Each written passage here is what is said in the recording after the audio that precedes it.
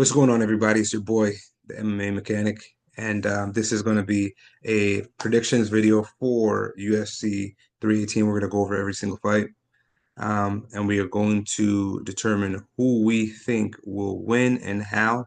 I did an individual breakdown for Dustin Poirier versus Max Holloway 3 already. If after this video, if you have not seen that, please go ahead and go ahead and check that out. Gives you a deep dive so you have a better idea on how to make your decisions on that fight. With that being said, please hit the subscribe, hit the bell icon. Please comment after the video is done. I know you have some comments and like the video, please. Guys, I do want to take a second to say thank you all. We are now at 20 subscriptions. We had that record day with 14. So last night we ended up getting 6 more subscriptions. We are at about 11 comments now. We're at about 11 likes. So we are doing good right now, man. I just want to take the time to thank you guys for that. And now we're gonna get into the breakdown of the fights. So we're gonna start with obviously Max Holloway versus Dustin Poirier. This fight we already did the breakdown on, like I said, but I do think that my decision was Dustin Poirier by decision. I just think that Dustin does have a slight boxing advantage. I do think he still has a slight power advantage. I do think that Dustin has a wrestling and grappling advantage. I do think that he's going to have to utilize wrestling earlier than he did in the second fight. I think he won the second fight because of wrestling and grappling.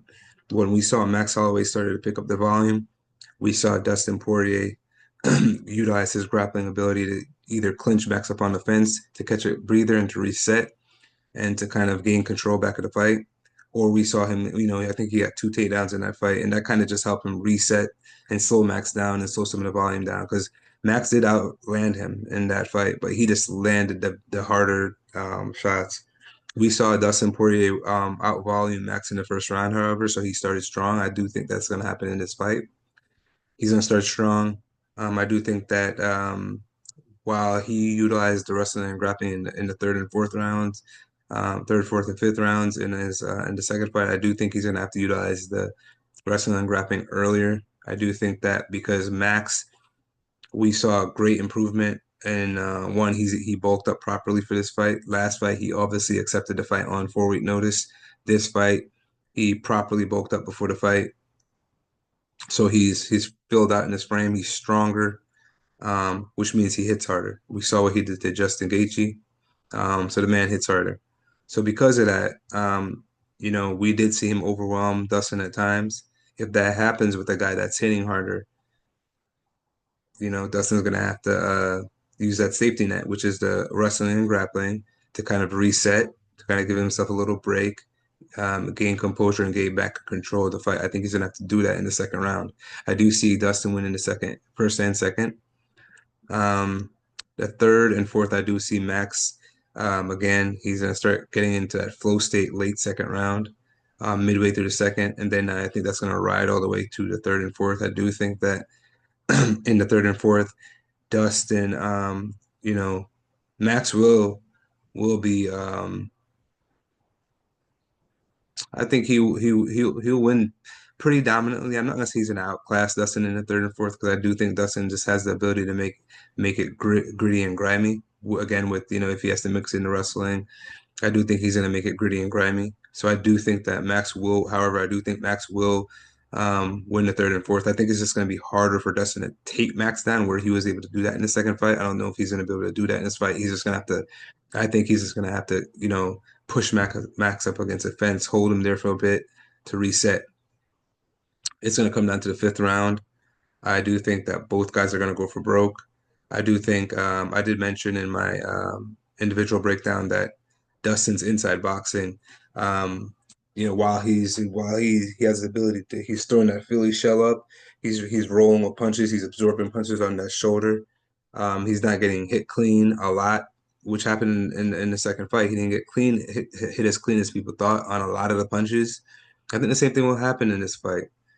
He has an incredible ability to roll with punches, and while he's rolling with punches, he's scheming. So while he's rolling with punches, he'll time an inside hook, he'll time a short uppercut, he'll time a step in elbow. Dustin has an incredible ability to dirty box and box in the phone booth. I think he's going to utilize that, buddy. And like I said in the individual breakdown, that if Max does the point to the ground thing, I do see Dustin getting the advantage there just because of how um, good he is, when it comes to, um, in the pocket boxing and boxing in the phone booth. I just think that Dustin has the advantage. And I do think he's going to edge out a victory. So it's going to be a Dustin Poirier by decision. No dominant decision. I just think this is going to be an absolute war. Both guys are going to be bloodied, battered, and bruised by the end of this fight. Roman Kopylov versus Paulo Costa. So Paulo Costa hasn't won a fight in like 3 years. Paulo Costa also hasn't. I forgot who said this, but Paulo Costa also hasn't hurt anybody with a punch in like 3 years. I know he landed that roundhouse wheel kick to Robert Whitaker and hurt him, rocked him badly. But yeah, he has pillow hands, man. He has a recent disadvantage against Roman Kopylov. Roman Kopylov has very hard kicks. Roman Kopylov has finishing ability. Roman Kopylov has the ability to wrestle. He's more well-rounded. He's more dangerous. He has more finishing ability. I just think that Paulo Costa, although he faced high-level competition in Sean Strickland, um, and Robert Whitaker, he's always pulling out of fights. He's always hurt. I just foresee something going wrong in this fight, and I do think that Roman Kopylov, it's hard to. I want to say Roman Kopylov will finish him, right? The issue is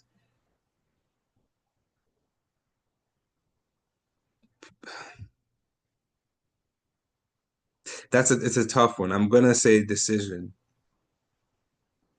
I'm gonna say Roman Kopylov is gonna get decision victory over Paulo Costa. I do think Paulo Costa has some physicality. He will pressure Roman Kopylov. I don't think that Roman Kopylov has the countering ability because we haven't really seen anybody finish Paulo Costa besides, Adesanya. I mean, he wasn't getting finished by Rio or Romero. Adesanya hit him with a perfectly timed counter. I don't know that Kopylov's striking is that crisp, although he is sharp. I don't know that he's as sharp as Adesanya to be able to catch Paulo Costa like that. I do think Paulo Costa will pressure him, but I do think uh, Roman Kopylov just has a deeper tool, more tools in his bag that he's going to be able to utilize to win this fight by decision. So on to the next one. So we have Kevin Holland versus D-Rod. D-Rod is a pressure fighter. He does like to move forward. He has an average strike count of about 7 strikes per minute or more, and that's pretty high. The issue is he's fighting a guy that's a better striker, has KO potential, one-shot KO ability, a guy that has submission ability. Um, I think that Kevin Holland, if you're gonna beat him striking, you have to be an MVP, you have to be a JDM, elite level striking, or you have to be a wrestler. I don't see D-Rod going for any takedowns. I think he's gonna try and make this a war. I think Kevin Holland's gonna finish him by second round Darce. That seems to be his submission of choice lately. Kevin Holland is a very, very, very good jiu-jitsu artist. He's very good. I see D-Rod stumbling into Darce and getting finished in the second round. Uh, for the next fight, we got Dan Ige versus Patricio Pitbull. Pitbull has power. He likes to wait for a knockout shot. He has good wrestling. He has the ability to take you down. He took down Yair, did nothing with it. Um, he's very, very passive. He doesn't necessarily. He's not an aggressor, meaning he'll wait for a knockout shot. He doesn't like to use volume. On the other hand, Dan Ige is going to land more. I think Dan Ige, while Patricio could take him down, I think Dan Ige has the ability to get back up. We saw him get back up versus Lerone Murphy. Dan Ige is he just came off a win. Patricio just came off a loss, and Dan Ige fought a dangerous guy in Sean Woodson. I think that might be Dan Ige's best win. Edson Barbosa, maybe. I don't know. But that's a good win. I think that Pitbull's just fighting higher levels of competition in the UFC. I know Dan Ige is no Yair. I think this will be a closer fight than Pitbull Yair, but I still see Dan Ige pulling out a decision victory. I don't think that Patricia's going to knock him out because Dan Ige's never been knocked out. I don't think Dan Ige's going to knock out Pitbull, although Yair hurt Pitbull, stunned him. He did do that. I'm going to go with Ige, 50K by decision. Daniel Zellhuber versus Michael Johnson. Michael Johnson's an unk. He's a OG. I do like Michael Johnson. He has good wins. Dustin Poirier, he has wins over Edson Barbosa as well. At one point, he was one of Khabib's best wins. The issue is that was a long time ago. Daniel Zellhuber's in his prime. He's taller, longer, rangier. Pause. He has good striking ability. We saw him in a war, an absolutely war in his last fight versus Esteban Ribovic. I just think that he has the ability to keep Michael Johnson at range. Although Michael Johnson can catch him, he has a lot of power in those hands. Still, Michael Johnson's coming up a 2-fight win streak, but I just think that um, Daniel Zellhuber possesses some interesting tools that we haven't seen Michael Johnson really have to deal with. So I am going to go with Daniel Zellhuber. I'm going to say he's in a TKO. Oh man, decision or TKO? I'm going to say this. I think he's going to catch him with something and finish him. Second round, late second round. Michael Johnson will make it interesting early, but I think Daniel Zellhuber will catch him with something and finish him in the second round.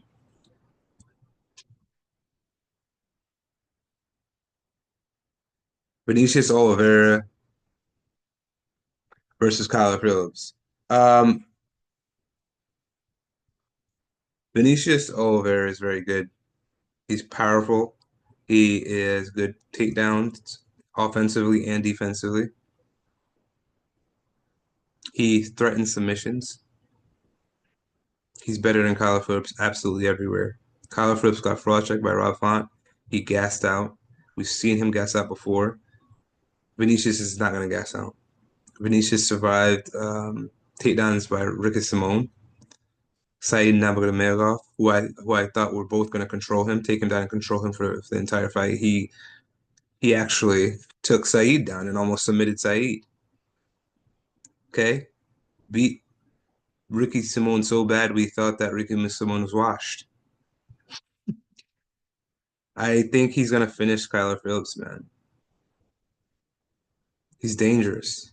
Kyler Phillips gases. Early third round, TKO.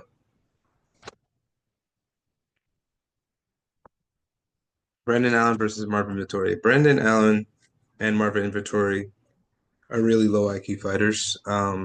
They do not make smart decisions when they are fighting. Okay.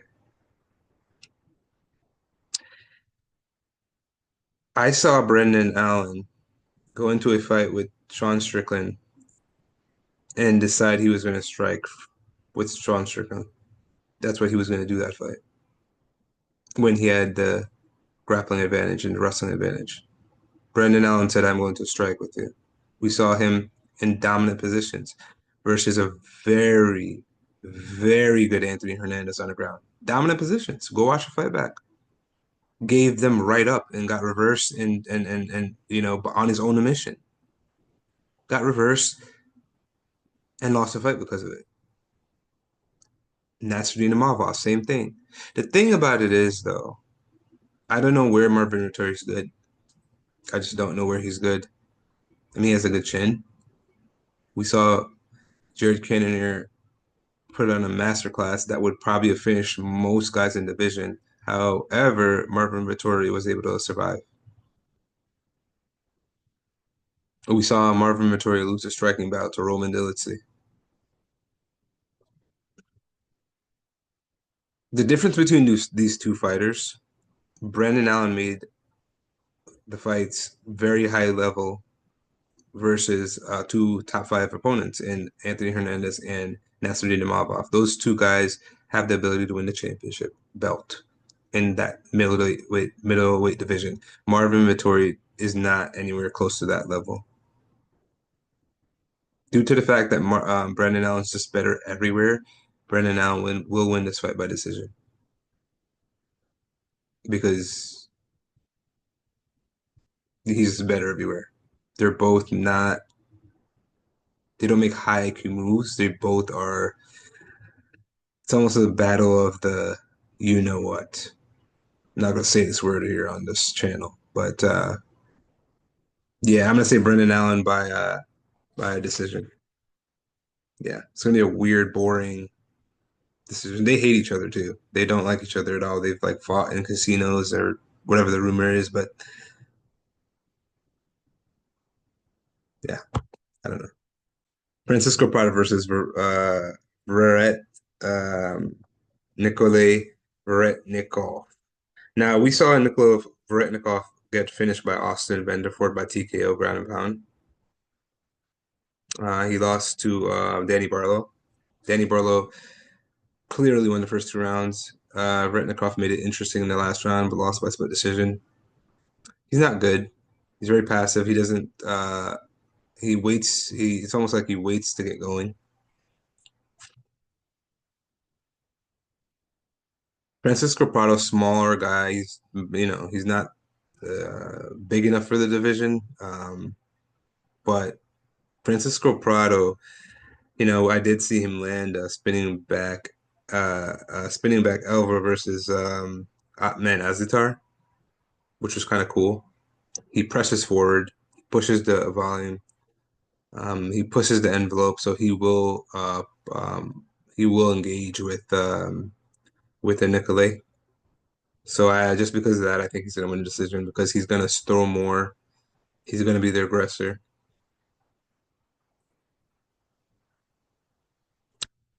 but he's also not good. I mean, he's like in his last four, he's like lost three of his last four.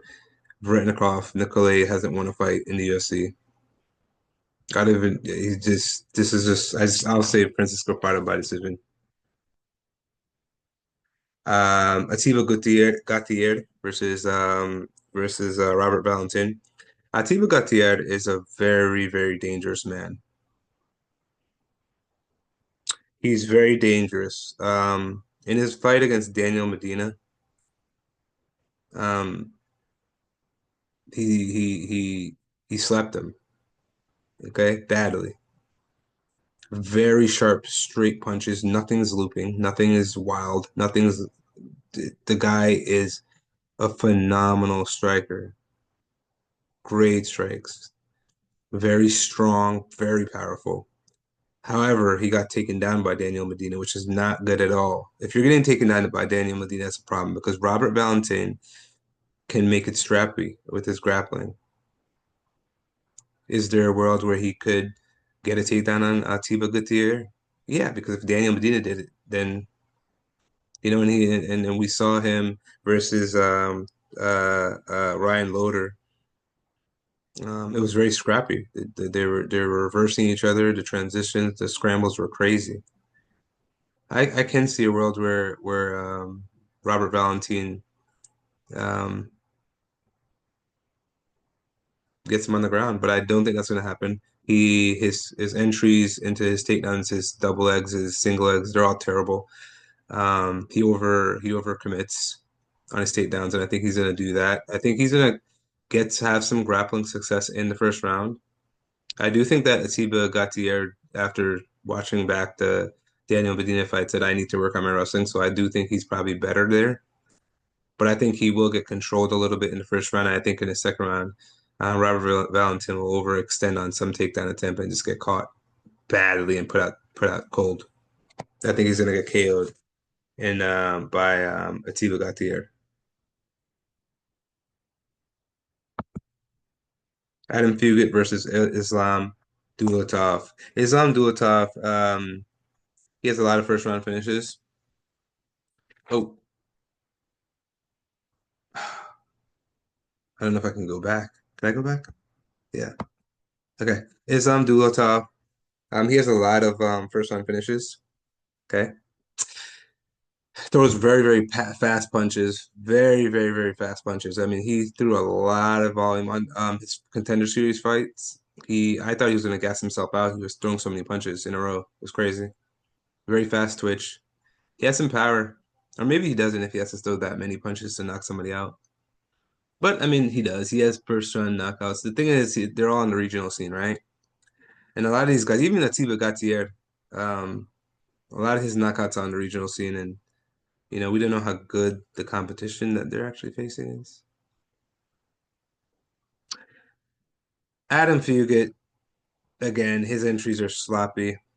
It's kind of a very similar fight between the Atiba Gautier and Valentin. It's kind of similar because Adam Fugit, he's not a bad fighter, but same thing. He has very poor entries on his takedowns sometimes, and I think he's gonna have to take down Islam Dulatov. I don't think he's gonna be able to. I don't think he's gonna be able to strike with this guy. Islam is a pretty dangerous striker, man. We saw Adam Fugit try to do a sloppy takedown entry against Marlon Morales and got caught and put away. TKO. Mike Malott, he got put into a guillotine choke versus Mike Malott because of a sloppy um, takedown entry. And I think that Adam Fugit's gonna get KO'd in the first round. Yeah, he's gonna KO'd in the first round because I think he's gonna do some sloppy takedowns and just get caught. Now, oh, Jesus, what I could do in this. The thing about it is again, I just want to remind everybody that Atiba Gautier and Adam Islam Dulatov, both first fights in the UFC, if you don't count the contender series, which we don't. So they're fighters to watch. I do think Atiba Gautier has a higher ceiling. He's a physical specimen, man. The guy's going to be a problem if he can work on that takedown defense. Gonna be a problem. Islam Dulatov has potential as well. I just think Atiba Gautier is going to be a real problem, man. Jimmy Crute versus Martin Prachnio. Martin Prachnio is he's a wild man. He does have some wild strikes. I've seen him throw an overhand left right into a left high kick. Didn't know how he did it. He was in the literally right, like he was body to body and threw a head kick. It was pretty crazy. He has some really unorthodox striking. I think he's going to give Jimmy Crute problems on the feet, but because of his striking, his wild striking ability, which is somewhat successful, to be honest with you, he's not terrible. It's somewhat successful, but I do think that because of how wild he is at times, the fight's going to end up on the ground. I think at that point, Jimmy Crute has the advantage. I think it's going to be a second round sub, headed arm triangle, rear naked choke, second round submission for Jimmy Crute. All right, so on to the next. Ryan Spann versus Lucas Brzeski. Lucas Brzeski has been knocked out in 3 of his last 4 fights. Waldo Cortez Acosta knocked him out. Kennedy Nzechukwu knocked him out. Somehow, um, he beats Walter Walker, who's on a tear. Walter Walker is heel hooking everyone in the heavyweight division right now. He blitzed Crete, Kennedy Nzechukwu, and heel hooked him. blitzed him. He's going to be a problem, that guy. And somehow Lucas Brzeski beat him and hasn't won a fight since. He's been knocked out 3 of his last 4, which he could get caught because I'm going to pick him because Ryan Spann is, even though Lucas Brzeski is terrible, Ryan Spann is just worse. So Ryan Spann, right? Heavyweight has the most opportunity for talent. They need more talent. They are the worst in the division in the UFC as far as talent is concerned. Ryan Spann comes from another division into the worst division as far as talent is concerned and becomes worse somehow. Make it make sense. Can you make I don't know how to make that make sense. I mean, he has a win over Dominic Reyes in lightweight, light heavy. Win over Anthony Smith at light heavy. The guy just isn't smart, man. He's another one of those the low IQ decision fighters. I saw him landing good leg kicks against Waldo Cortez Acosta. Very good leg kicks. Waldo Cortez Acosta starts countering him though because he's not using any setups, no level changes, no feints, nothing. He's just throwing leg kicks, and then is retreating pretty much the rest of the fight, terrified, looking like he's frazzled and flustered and doesn't know what to do. When he exits from entry, chin up in the air, arms down by his side, getting countered all over the place, flopping around like a fish.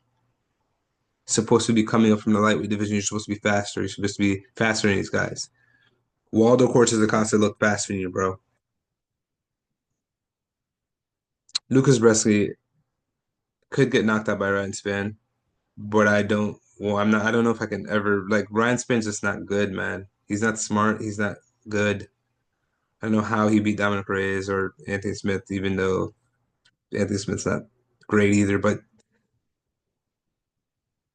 Lucas Brzeski has does push forward, and I think that Waldo Cortez-Acosta had Ryan Spann frazzled when he was pressing him. I think Lucas Brzeski pushing forward will give Ryan Spann some problems, and I think he'll win a decision. Yeah, he'll win a decision. Bruno Ferreira versus Jackson McVey. Jackson McVey is going to be very good, man. Jackson McVey is going to be very good. He has a lot of finishing potential. He's tall, rangy, submission threats, KO power.